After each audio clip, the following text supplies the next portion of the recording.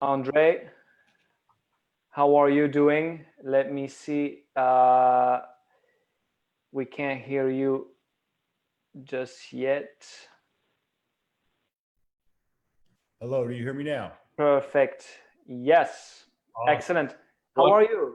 time to come at 4:20 it is. Amazing.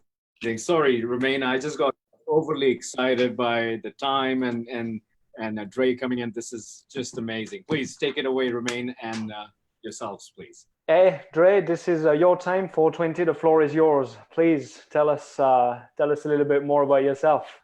Yes, my name is actually Phat Rapper Kush. And basically we are heavily involved into the cannabis community and industry.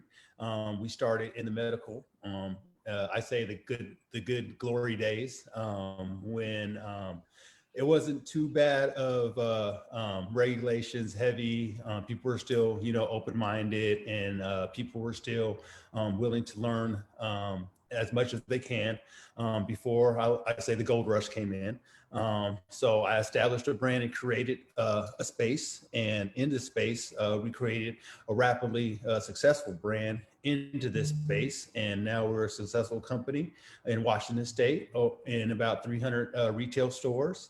And we're going to be launching in Nevada and California this year. So now we have successfully tackled the cannabis successful I-502 market space, which is the recreational cannabis market in Washington State. And so, which allowed us to actually have a standard operating procedure, and allows us to go to different states and do the same thing. And so I'm here to let you know that it can be established in this industry, and very success can be accomplished in this industry just with the right knowledge. I know there's a lot of articles about the industry that is, it's going to crash, it's going to do this, it's going to do that. But if you treat the industry like a business, like any other business, it's going to be successful. And that's what people have to understand first. And so I'm here to say, just to tell you about Rapper Kush. This is Paul Orchowski. He sits on my board. Welcome from Washington. And he sits on my board. And we also do also real estate as well. With the cannabis mergers, it gives us a better understanding of what we can actually do. And I'll let Paul explain kind of that side of things as well. So go ahead, Paul. Okay. Well, yeah, we kind of started in the real estate industry, which brought us to buying property to get a grow operation. So that's kind of where this, because basically I-502 started out with about 1,600 farms in the state of Washington, which now have been reduced to about 600. So branding, a lot of people who got in the industry thought that, hey, just because I smoke weed, I can grow weed. I started out in the basement. I started out in a bunch of houses. This is how I can do it.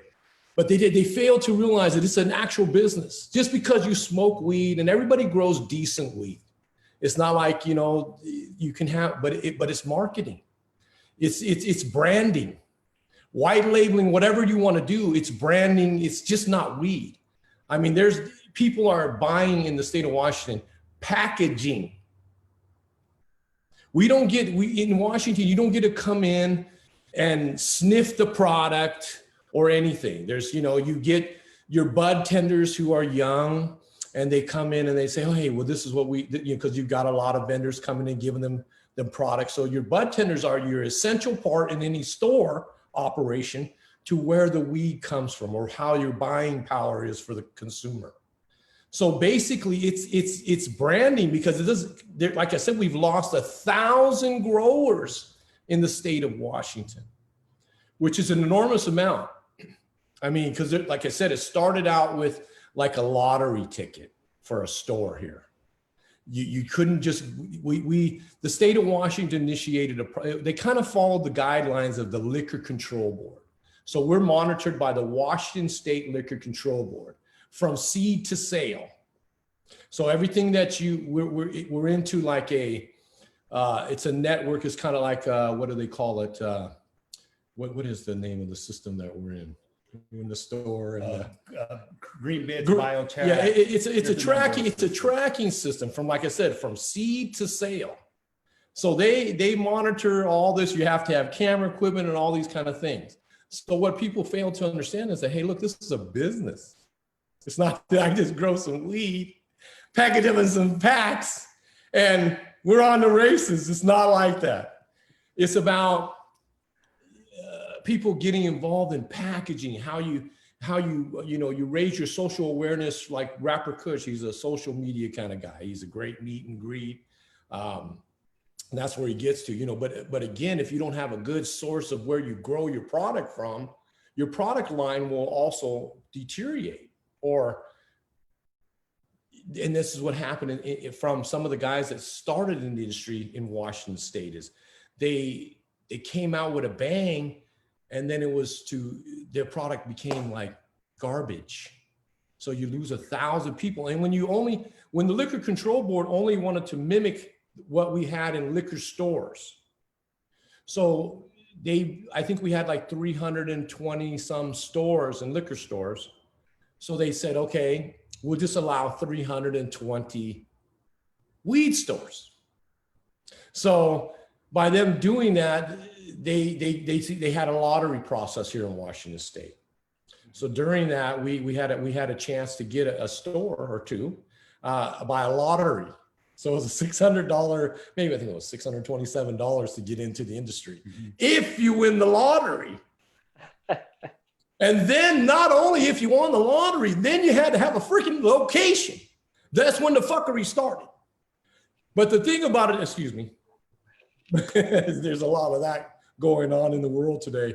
But basically that's how it started. And that's where branding became in. That's where Rapper Kush started back a while ago, and it just kind of has a name where people get tattoos of, like this guy.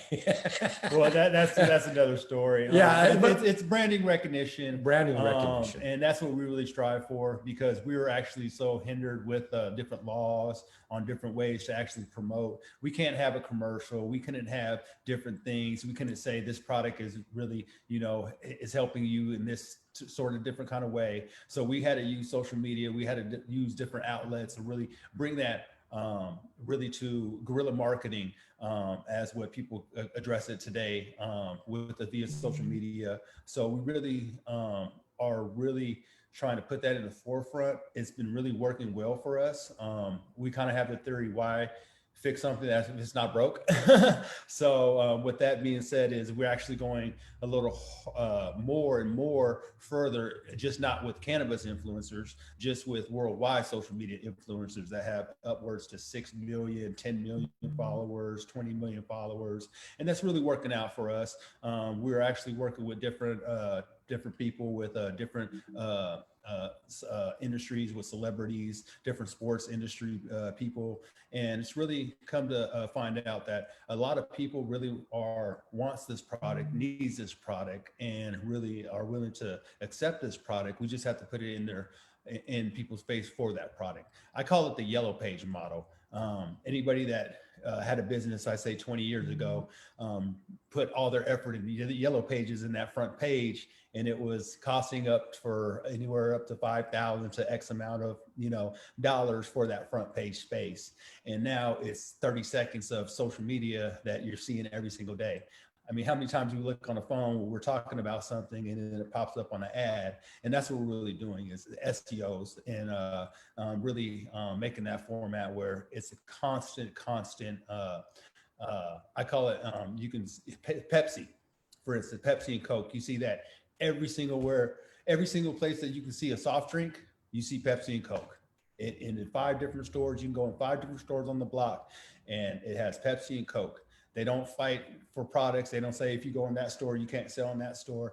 And so that's what I'm trying to make it with the product, standardize a standard product in the industry. And so that's what I really strive for with Paul. We've been really doing a great job with this. We know about different avenues from recreational stores to different stores to different producer processor sides, to really standard operating procedures of the cannabis industry. And that's what we're taking it to the knowledge, to the next level. And that's what we are. That's what we're doing. We are the forefront of this industry. And so we really have to take it with a grain of salt and really use our expertise to set model to the next phase. As they say, no pun intended, with the things going on right now. So that's what we're doing right now. Paul, we have definitely some great products coming out. We have a hemp line that's coming out that's really, really been successful. It's called the Rapper Kush hemp line.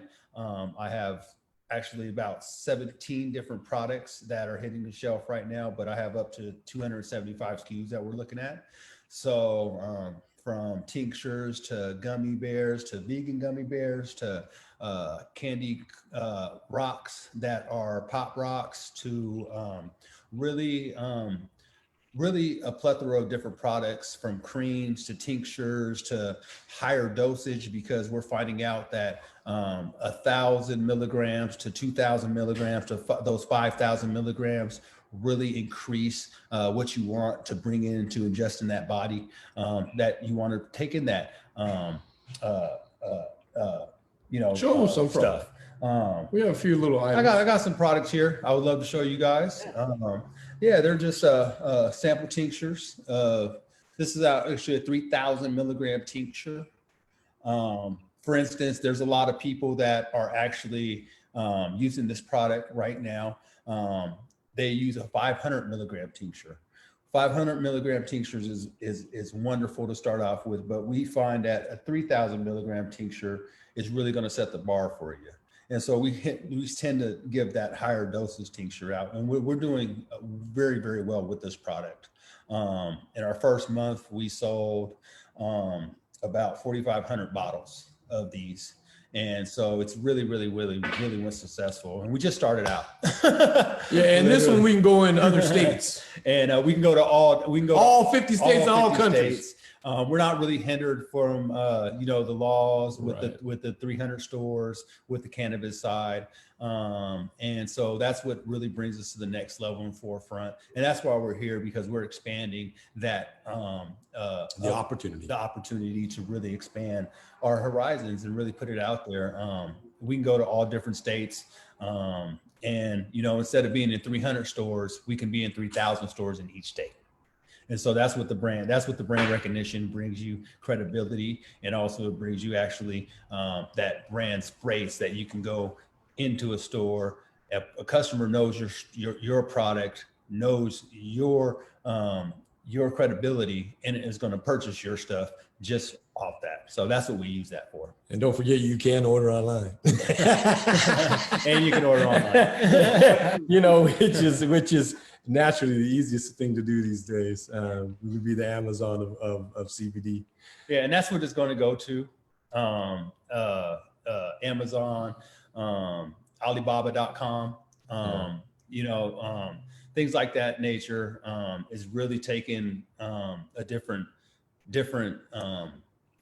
threshold, because you have so much worldwide access and availability. For instance, what we're doing right now, we have a variety of people tuning in, a variety of people listening in each different demographic and in different regions. So, just that right there, they're going to bring that to that demographic in that region. And that's what really this is about. I appreciate you guys even considering and putting Rapper Kush on the forefront. I'd love to answer any questions that you have. And I can tell you exactly who we work with. So if you guys have any other questions, people like that in industry, I know a lot of people say, well, who do you work with? I work with Custom Grow 420, Joe Leoli. He has a right around 2 million followers, 1.6 on YouTube, and about 496,000 on Instagram. Jackie 420, he has about 350,000. Right now, he won Stoner of the Year twice in Vegas, and he's actually one of the hottest industry people right now. He's working with Cheech and Chong, a couple other big people. Harry Dab. I work with a couple other different people. And so it worked out to be very, very a good transition towards the cannabis side. And who we're working with now is Kush Poppy, Supreme Patty, Fat Boy SSC. We have a couple other two people that we're going to be looking at as well. And it's going to be great. Terry Business. We're doing a lot of work with him, Noble Farms. And so we are doing a lot of great things that's coming up. We got a lot of great, I say commercials that's going to be hitting the market waves. It's very hard, you know, with the COVID, doing shoots, doing things like that. So we're just doing it by ear, playing kind of how we can actually, I do know French Cannoli. Met him a couple of different times. Great guy. I don't call him on a daily basis or anything like that, but I do know of him, and he makes some wonderful, great product. I respect his work. He's one of the actual pioneers in the industry for hash, and it's funny because there's a whole theory about different I guess methods about using different formats about the cannabis plant right now. For instance, French Cannoli uses hash and that method is strictly water-based, solventless. And so, you know, it's just water. And I'm just I'm waiting to take the hashy. Awesome. I was just caught me off guard. So that process is nothing but water and pressure. That's one of the finest hash products that you can get is his product, and it's a very, very sought after product. And then you have another method called hydrocarbon wax, where it's a process where they use different solvents to extract the cannabis and from that plants. So it just depends on what process you prefer. Me personally, I like solventless. But you get different things and different things with that. And then my second is hydrocarbon wax. Personally, it's just solventless. Live resin is where you cut the plant at the pinnacle point of where the trichomes is actually perfectly, I like to say, a clear to a slight amber color. You freeze that process and you actually cut that and you freeze it and then you extract that. It's a wonderful process as well. The processes are going, what they have today is really amazing because it's actually a science, it's down to the science now of the process. It's just like with anything else. It's just not in your garage or, you know, in back alley or something like that. Or in the basement. Or anything like that. It's actually in big, you know, $10 million facilities and, you know, have D1s and D1 rooms and, you know, everything's certified. We're the company that actually grew my product for Rapper Kush, was actually one of the first OSHA certified facilities in cannabis, and which was very rare because they were actually on the port of Tacoma, and you had to basically go through the Port of Tacoma Police Department to get to the facility. So it was different regulations, different times, different things. Everything has to be coordinate to the city, to the state, to the fire department. Each room can cost up to I seen a room with $5 million. Yeah. So it just depends on what your capabilities are in that section. Right. And the city codes. Right. We got more yabba dabba than Fred Flintstone, so we can keep going on, but we probably should cut it. No. See what we got, you know. We love to answer any questions that you have or any type of things that you guys have. You know, if you have any questions or any type of, just leave your info, please. Absolutely. I will do that. Absolutely. Rapperkush.com. You can get a hold of us. And basically, I'll give you guys my email. And if you have any questions or any type of things like that, you can just go ahead and shoot me an email. I would love to answer all the questions that you have about the cannabis industry, about how the fun stuff, the bad stuff, the cool stuff, the elite stuff, and the stuff that happens on a day basis of the cannabis industry. From, like Paul was saying, to the packaging, to the concepts, to the way that the products come about, to the thought process. We're doing an edible line right now where some people don't like the sugar, and some people like different things, or it's too sweet or too sour, and so it's all up and down. It's a wonderful industry. I wouldn't change it for the world, and I would not be in any other business right now. Andre, a few questions that we have. So Gary in Vancouver says more and more people are into the indica more than the sativa. Do you notice that in Washington as well? I'm a sativa kind of guy because I don't want to go be in the couch. That indica is going to be when I want to go to sleep. And I'm an indica guy. So it just depends. There's it's so hard right now to have a true indica and true hybrid, true sativa, because everything is so hybrid right now. And so it could be, 50% this, 50% this, but 10% sativa. So I find a lot of sales in Washington State are sativa based driven, depending on what age group it is. That true too. And that's what it's based on, age group in Washington State. Certain demographics on certain ratios.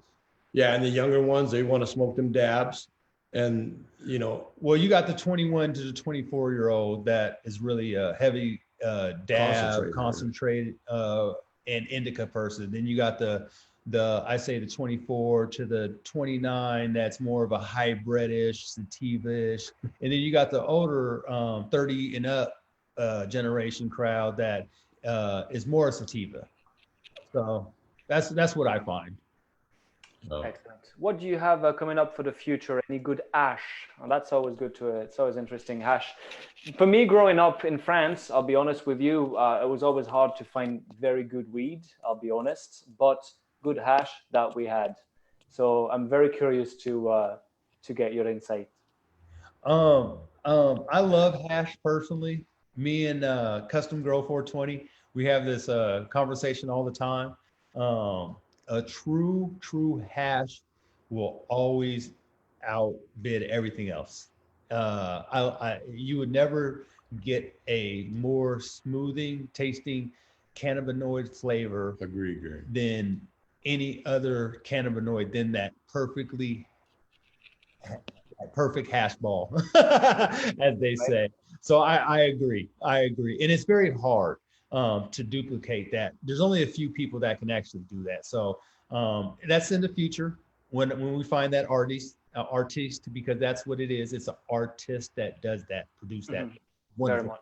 Yeah. I guess that's for us being closer to Morocco or it's this way get good quality over there for sure.